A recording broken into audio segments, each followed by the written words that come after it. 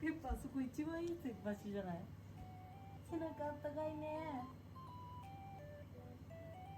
ショコラなんか静電気起きてない？大丈夫？ペッパーあったかいね。髪の毛なびいてるよ。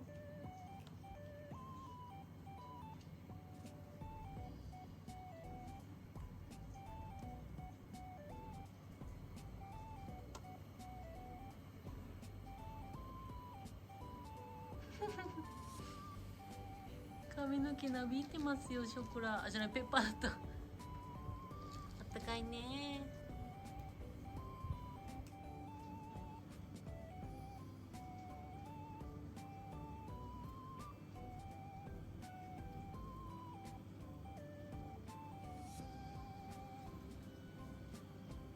うん。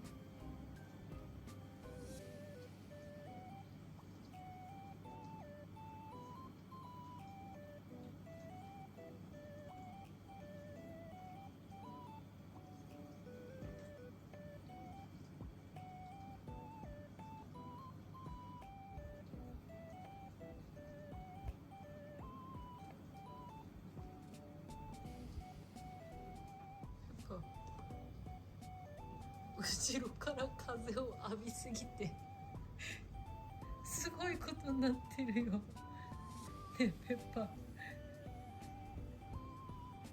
髪の毛ボサボサになってる。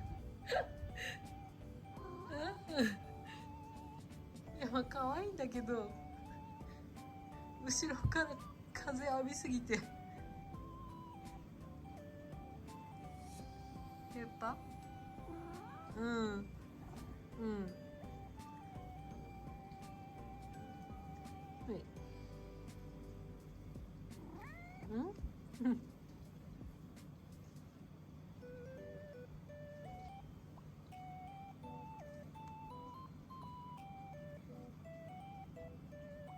かわいい。